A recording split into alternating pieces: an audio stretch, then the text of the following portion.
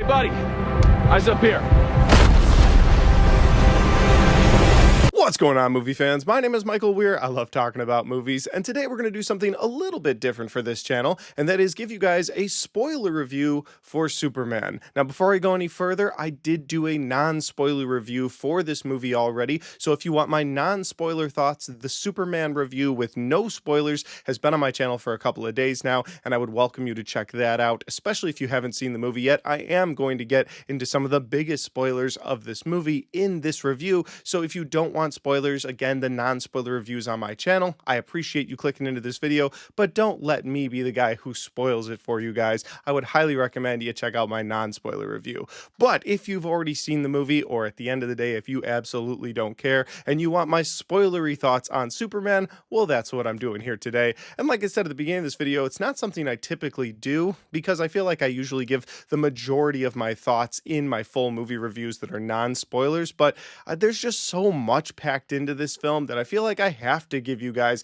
a spoiler review to talk about some of the things that I really loved and some of the things I really didn't love in this film. With that said, I don't know if I'll continue doing spoiler reviews in the future. If this is a video that really takes off, people really love, well, the only way I'll know that is if you let me know in that comment section down below how much you like this video. So if you like my spoilery thoughts on this movie and you want to see more spoiler reviews, either for comic book films or horror films or just films in general down the road, well, let me know in that comment section and I'll do my best to put out spoiler reviews when it feels appropriate to do so. I'm not just going to put out a spoiler review for a movie that really has no reason to put out a spoiler review for. But again, when you get into the comic book universe, especially something like Superman, where you're kicking off a brand new DCU, introducing new characters, peppering in little cameos, there's big plot points that I felt like I couldn't talk about in my non-spoiler review. Well, all of that sort of makes me want to make a spoiler review. So if there's something like that in the future that you guys want a spoiler review on, again, the only way I'll know that is if you let me know in that comment section. And finally, guys, before getting into my spoiler review for Superman, if this is the first time you found my channel, I would love for you guys to hit that subscribe button. Check out all the different content on my channel, whether you like movie reviews, Blu-ray talk, or even ranked list videos. I've got a little bit of everything on my channel, and I'd love for you guys to check it out. All right, let's get into my spoiler review for Superman. Here we go. That is one big pile of shit. No, I shot him. Bullets in the fall killed him. So if I haven't said it enough in this video already, I don't typically do spoiler reviews, so I'm not used to doing spoiler reviews, so I'm trying to put my spoilers in order from the beginning of the film to the end of the film, and there's probably something that I'm going to leave out because I'm not going to do a full play-by-play of the entire movie. I'm going to jump from big moment to big moment, and because of that, there might be a spoiler or two that I leave out. So if there's something I leave out and you want to throw that in the comment section down below, be like, hey, you didn't talk about this spoiler, well, throw it down there and let's talk about spoilers together. So this movie opens up with Superman facing off against a new supervillain called the Hammer of Baravia. And the Hammer of Baravia seemingly popped up out of nowhere after Superman stopped a conflict between the countries of both Baravia and Jarhanpur. You find out that Baravia was going to invade Jarhanpur. Superman put a stop to it. So now this metahuman named the Hammer of Baravia showed up and is just kicking Superman's ass. But you find out in that moment, and this is where the first spoiler comes in, that Lex Luthor is behind the Hammer of Baravia. He's actually feeding him fight moves. You find out that Lex has been watching Superman for the last 3 years in Metropolis and has come up with over 2,500 different fight attacks or counter attacks towards Superman's movesets, and they have got Superman's number to the point where Superman has to retreat in the opening moments of this movie and go to the Fortress of Solitude to heal before returning to the battle. And that's something we've never seen out of Superman before, and I thought that was pretty cool. I like that Superman isn't just absolutely all-powerful. Now, there's going to be people that disagree with me. They like Superman being that guy that absolutely nothing can touch him unless kryptonite is there, but you'll find out a little bit later in this review why the Hammer of Baravia is able to beat down Superman so bad, not just because he knows his different moveset. We'll get to that in a little bit, but again, you get Superman back to the Fortress of Solitude. It's a beautiful Fortress of Solitude, and when he gets in there, he has to get healed by the sun, so his robots set him in a chair, and then they have the power of the sun sort sort of blasted into him. And that is another thing I didn't talk about in my first non-spoiler review. Seeing Superman get healed in this movie is really cool because if he's got broken bones, you'll actually hear them snap back into position. There's two different times in this film where Superman needs to heal very quickly to get something done, and the agonizing pain of his bones snapping back into position because the sun is healing him is something, again, we've never seen out of a Superman movie, and I really liked that. But from there, you find out that Lex actually set all of this into motion, wanted Superman to retreat to the Fortress of Solitude so that he could find it, because Lex is on a mission in this film to take out Superman, destroy his name in the public, and ultimately find a way to let the US government let Lex Luthor kill Superman. And this is made even more evident in the film after the fight with the Hammer of Bravia, when the Hammer of Bravia returns to LexCorp, takes off his helmet to show that he's actually Ultraman. Now, who's under the Ultraman mask? We'll get to that in a little bit, but he's actually Ultraman. So you again see that Lex has set all of this into motion, and from there you see Lex Luthor go to the US government, make his case to them that he should be able to take Superman out of the equation because Superman can't be trusted since he's interfering in foreign affairs. And in this higher-ups meeting, we get to another spoiler, and that is getting introduced to Rick Flag Sr., and I really loved that because Rick Flag Sr., of course, the father of Rick Flag, who John Cena's Peacemaker killed in Suicide Squad. Now, I don't know if they're part of the same universe. I think Peacemaker Season 2 is going to answer a lot of those questions, but I really liked that is sort of connected. It gave me hope for the future of seeing John Cena's Peacemaker go up against Frank Grillo's Rick Flag Sr. I don't think it's going to be as easy of a battle for Peacemaker this time around. So at that point, Lex is pretty irritated that the US government didn't let him take out Superman, so he decides to go with Ultraman and the Engineer to the Fortress of Solitude now that they know its location to look for evidence against Superman. And when they get there, Superman is distracted by something else Lex has going on in Metropolis, and they decide to go through everything, and the Engineer actually locks in to the Kryptonian desk where she's able to download a ton of stuff. And this actually leads to my biggest negative of this film and a big spoiler that I couldn't really talk about enough in my non-spoiler review. So this is a big one, and that is she's able to download this message that Clark had only seen half of so far in his life because the message was damaged in transit while Clark was on his way from Krypton to Earth. And when he gets to Earth, he was able to see the first half, and the first half is really sweet. It's his Kryptonian parents in the first half of this message letting him know that Krypton is blowing up, that he's the last surviving member of Krypton, everything we've seen before, telling him that they love him and they just want a better life for him. But she's able to decode that second half of the message that was damaged in transit, and it then switches over to his parents saying that the reason they sent him to Earth in particular was because those people were primitive and that he could take over and he could rule over people, and then he could take as many women as he wanted from Earth to create more Kryptonians going forward. And this was a huge negative for me. Now, I'm not saying this isn't completely inaccurate to the comics, because there have been a few of the comics where Clark's parents haven't always had the best intentions, but I think adapting them into this version of Superman was the wrong move personally. This seemed very much so like an Omni-Man Invincible situation, where Omni-Man was specifically sent to Earth to create more Viltrumites and then take over the Earth because they couldn't possibly stop the Viltrumites from taking over. And I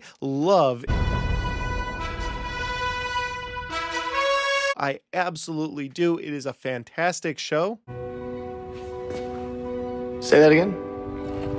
But ultimately, it's not the Superman backstory that I want. I absolutely love the relationship between Clark and his mom, Pa Kent, but the relationship between Kal-El and his parents on Krypton also should have been a stronger bond, and instead now you've got Superman who's basically disconnected from the Kryptonians because as much as they wanted their son to live and have a great life, you find out they also wanted him to rule over the people of Earth, which is very much so unlike Superman. So it is my biggest negative of the movie so far. Maybe they'll explain it away going forward, or maybe they will retcon things and they'll say, hey, you know what? Actually, Lex did doctor that video. That's not what it said. But in this movie, they make it very clear that no, that's exactly what was said. But I guess we'll have to see going forward. From there, Lex uses that information to get the US government to let him lock up Superman. And Superman actually lets himself get locked up because he's trying to find crypto. You find out that Lex has hidden crypto. And so Superman's thought is if they arrest me, they'll probably put me wherever wherever crypto is, I can break him out. But breaking out's not going to be as easy as he thought, because when he gets put into this cell, he gets put into a cell with Metamorpho, who then changes his hand from being a rock-like structure to kryptonite to keep Superman in this cage. Then you get some pretty diabolical moves from Lex Luthor. You see him shoot a guy in the head who was just nice to Superman. They didn't even really have a relationship. Superman knew his name. He had clearly saved him in the past, but they weren't like best friends. That's all there is. And Lex just straight up shoots him in the head, kills him dead, and then goes, all right, I'm going to go get somebody else that you love. Maybe I'll get that guy Clark Kent that you're always giving news stories to. Maybe I'll get him and kill him in front of you. And he just leaves. And at that point, when all hope seems lost, you find out that Metamorpho has a change of heart. He's like, I don't want to do this. They just killed that innocent person right in front of me. I didn't do anything to stop it. But my son is being held right across in another cell, and Lex will kill him if I help you leave. So you got to help me out. And so after they strike their deal, you see Metamorpho create the power of the sun to help Clark heal. Again, you get to hear those bones getting put back into place. And then from there, Clark rescues the kid and they make their way out of the pocket universe in a great action scene. There's a great, like, Proton River, I think it's called, something like that. Kind of looks like the Rainbow Bridge from Thor, except it's constantly moving. And Superman has a fight inside that river with a bunch of Lex's guards, and that's a really good scene as well. From there, though, they're able to escape out of the pocket universe and now take the fight to Lex. But before taking that fight to Lex, he does have to heal from the kryptonite poisoning that Metamorpho gave him in that prison. So we get to see Clark back at his house in Smallville with Ma Pa Kent and Lois Lane. And I really liked how they showed that he was this farm boy. They would kind of go into his backstory a little bit just based on pictures and trophies on the wall. I was kind of looking to see if they were going to be like second or third place trophies. Like his parents never really let him get to that first place, but they never did. So he's got a ton of trophies in his room. And I'm like, were they just letting him sort of Superman out in Smallville all those years? What was going on? But they don't really get into that. But you do get a little slice of Clark's Smallville, Kansas life. And I really liked that. You see all these different pop punk bands that he has posters of on his wall, kind of humanizing him a little bit more for not just the audience, but for Lois Lane, because you find out that they've been dating for about 3 months now, and she absolutely looks at him like Superman all the time. But getting to see him in his Smallville home, in the room he grew up in, with all his stuff, makes him more human to her and kind of brings their relationship even closer together. You also get a really human, emotional moment from both Clark Kent and Pa Kent at that point, where they're both talking to each other. Clark's like, my parents sent me here to rule and be a horrible person. And Pa Kent's like, that's just not who you are. Your parents don't decide who you are. And I thought it was a really great emotional moment, but also I've seen a lot of chatter online that makes Superman less because he had a scene where he cried. And that's where I want to actually pause real quick, because there's been a lot of chatter online the last couple of days saying that this movie is trash because Clark has a moment like this with his father. But I think they're missing the point that was a showing that human element coming out of Clark. Yes, he is this alien from another world, completely another alien from another world. It's not an invincible situation where he's technically half human and half Viltrumite. No, Clark is 100% Kryptonian, but because he was raised by good people, he also has those human qualities, and so you get to see that human element out of him when he has that very emotional moment with Pa Kent. And I don't personally buy into Pa Kent and Clark having a very emotional moment where the two of them cry a little bit is bad for anyone, because believe it or not, internet trolls, men can cry. It's okay to do. It's okay to have emotions. You don't have to be this rock of a person all the time. Men are allowed to have emotions. Okay, we'll get back into the spoiler review. That online chatter just really bothered me the last couple of days, that people would say this movie was trash because men have emotions. I don't buy into that. Now that'll lead to the big third act, and this has one of the other biggest spoilers of the film, because in this third act, you've got Lex Luthor letting this pocket universe sort of take over our universe as it spreads and spreads and spreads. So Superman has to find a way to stop that. But while he's trying to stop that, you have the Engineer and Ultraman that start to fight him. And I love what they do with both of them. But ultimately, where the Ultraman battle leads is one of my biggest spoilers of this film, and that is Ultraman's mask gets ripped off, and he is an exact clone of Superman. And you find out that Lex got some of Superman's DNA, was able to clone Superman, but he says somehow it's an even dumber version of Superman, which leads me to believe that this isn't just another clone of Superman. This eventually will be this DC universe's Bizarro, and I really loved that. In fact, I've been hung up on that the last couple of days. I was irritated at first that they didn't straight up call him Bizarro Superman, because I was like, okay,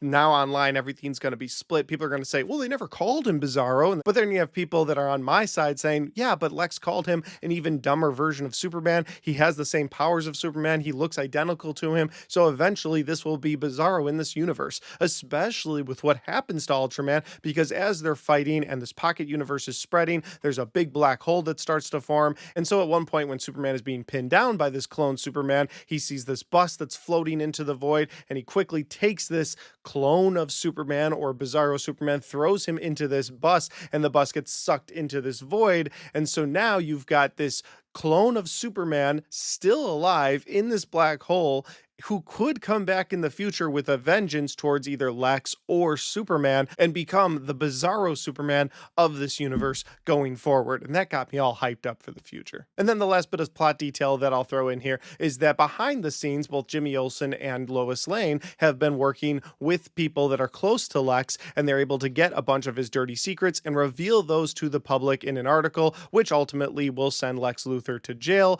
probably so that we can get an even more evil version of Lex going forward. Now that's pretty much all the plot details, spoilery things that I wanted to talk about. I'll get into some of the character cameos next. These were people that I wasn't able to talk about in that non-spoiler review as well. First off, we get our first glimpse of Supergirl at the end of this film. You see Superman returning back to the Fortress of Solitude at the end, and while he's there with Krypto and his newly formed robots, one of which wanting to be called Gary, which I thought was one of the funniest lines in the entire movie. And at that point, something crashes into the Fortress of Solitude, and it's Supergirl, Superman's cousin. She comes in, she's drunk actually, because she just got back from a planet with a red sun so that she could get drunk, and you find out that Krypto is actually her dog. That leads to a couple of laughs, her calling Superman a bitch, and honestly got me excited for whatever Supergirl property we're going to get going forward. I don't know if it's a movie or a show, but I'm ready for a Supergirl adventure, and so it was fun getting to see her in this movie. Another spoilery character to talk about in this movie is Maxwell Lord. He only shows up for a brief moment to give his thoughts on Lex Luthor and everything going down in Metropolis, just very quick, but Maxwell Lord is played by Sean Gunn, and it was cool getting to see him pop up in another one of his brother's properties. Of course, he's worked with his brother in the past in Marvel and DC, but now we're getting him as Maxwell Lord. And throughout the film, they'd actually talked about Lord Tech, the company that Maxwell Lord owns, and the fact that Maxwell Lord owns and bankrolls the Justice Gang, composed of Green Lantern, Hawkgirl, Mr. Terrific, and by the end of the film, Metamorpho as well. And so it was really cool just getting a quick glimpse of him. I know there's been reports of Maxwell Lord actually having a part in Peacemaker Season 2, so I don't know if this means we're actually going to get the Justice Gang in Peacemaker Season 2. All of those characters look like they'd fit in with John Cena's Peacemaker, so I'm very curious where that's going to go from there. And the final character to talk about, the last real champ himself, shows up in this movie, John Cena as Peacemaker. Again, very briefly, just on a talk show, talking about the whole Superman situation of Superman's parents actually having nefarious plans for Superman. And so he gives his quick thoughts. It's a nice little laugh in the theater, but again, just gears me up for Peacemaker Season 2 once again. And so all of those spoilery details lead to my spoilery thoughts about the future of this franchise. Now, I'm not going to go into too much. We do know there's a Lanterns show coming soon where we're going to get Kyle Chandler as one of the Green Lanterns. I'm very excited about that. We're getting Peacemaker Season 2 in just a couple of weeks. I'm very excited about that if you couldn't tell. And we're getting a Supergirl property. Again, I think it's a show, but maybe it's a movie. I'm excited about that after seeing Supergirl in this movie. But what else? Well, to me, I want another Superman film, but I want a Superman film that's more solo Superman. Now, I don't know how you do that when your opening film for this universe had so many other characters, but I want more of a Superman film that feels like Superman's movie by himself. Superman against the world, but he is this all-powerful Kryptonian that can take on the world, and that's what I want. I want a Superman versus the bad guys movie where it really feels like Superman, not Superman and Friends, not Superman and Krypto, definitely not Superman and Batman. I want a Superman film that feels just like Superman, because that was one of my biggest negatives of this film, is that it doesn't feel like a Superman solo film. And since this is Superman's first outing into this universe, it would have felt a little better had it been more of a solo Superman film. So I want a solo Superman film in the future, but I also want to see what we're going to get out of this new DC Universe's Batman, because in my opinion, you can't have Robert Pattinson's Batman at this point. Robert Pattinson's Batman is such a grounded universe. I mean, I feel like with as many monsters and outer space aliens that we had show up in this Superman movie, and the world being so numb to that around it, like people are just like, yep, time to evacuate. We got a big monster again, time to leave. Like that doesn't fit with Robert Pattinson's Batman. And so that needs to stay as an Elseworlds Batman. They don't need to incorporate him into this universe. I do want the Batman Part 2. Don't get me wrong. I still want that. I want Robert Pattinson's very grounded Batman for at least another film, if not 2 more films. But we need a new Batman in this universe that plays into that comic book feel, that plays into that more fantasy feel. And we also need a Batman that's been doing this for a couple of years as well, since we're opening up with Superman on year 3. Like we need a Batman that's also on year 3, or maybe even on year 10. Maybe he's got some Robins or Nightwings. Like that's the kind of Batman we need. Now, I personally still want it to be either Jake Gyllenhaal or Jensen Ackles. I doubt we're going to get either of them because their price tag is probably too high. We'll probably get another David Cornsweet situation where it's a relatively unknown actor that they're able to pay a little bit less to, and then they can build up from there. I'm sure James Gunn will cast correctly because honestly, all of the casting in this Superman movie worked for me. So I'm curious to see where they go from here. I honestly really want a Superman solo film that feels like a Superman solo film, and I want a Batman introduction into this universe. Those are the 2 biggest things I want. And if there's a third biggest thing that I want them to take their time building this universe going forward. This first Superman movie had a ton of content in it. It had a lot of fun stuff in it that I loved, but it almost felt a little bit over bloated. Marvel took over 10 years with so many films to build up to Endgame, where we finally got that Avengers Assemble moment where all of the heroes that we'd loved for 10 years finally came together to go against Thanos and his army. And that's the kind of build that I need out of DC. I'm turning 35 this year, which means 10 years from now, I'll be 45. And while that seems like a very long time, I'll be a very content fan if DC takes its time building up this universe, building up to something big. I'm not saying you can't have a couple of Justice League films, but don't try to get to the Avengers Endgame level of Justice League in the next 2 years. Take your time building it. I will be a happy 45-year-old man going to the theater with my kids to see the big Justice League version of Avengers Endgame, where we get to see all of the DC heroes and characters that we've loved for 10 years all finally assemble to go against a threat, maybe even like a Darkseid or a Brainiac that's got these huge hordes of masses of villains behind him, where we finally get a huge payoff. So those are honestly my biggest asks from this franchise going forward. I want a solo Superman film that feels like a solo Superman film. I want a Batman introduced into this universe, and I want a badass Batman at that. And then finally, I want DC to take its time, pump the brakes,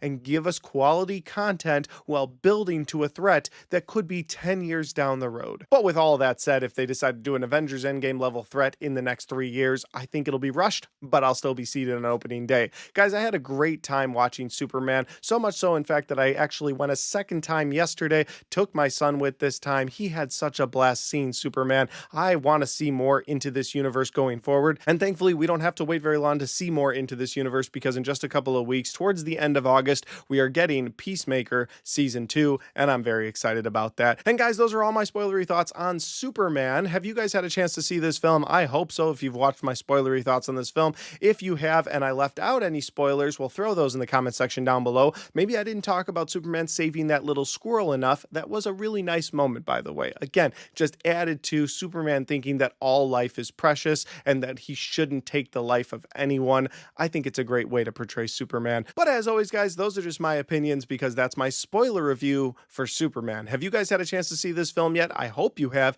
if you've been watching my spoilery thoughts on this film. If you have, and you've got thoughts, you've got comments, or maybe you've got spoilers that I didn't talk about, well, I'd love to know your thoughts in that comment section down below. I'd also love to know where you would like this new DC universe to go, where you would like this to continue continue on to? Do you want to see more of a solo Superman like I do? Or are you more interested in just getting into more Justice League? Do you want to see a Flash, Green Lantern, Martian Manhunter? Like, what are you looking forward to in this new DC universe? And like I said at the beginning of this video, guys, if you like this kind of content, if you like spoiler reviews, well, let me know in that comment section down below, and I'll do my best to give you a spoiler review for the Fantastic Four film coming out soon, or maybe a horror movie coming out soon. Again, if you guys like it, I'd love to continue doing them. And finally, guys, if you like this video, don't forget to hit that like button, because it helps the video, it helps the channel, and it helps me right here. Thanks for watching, and I'll see you next time.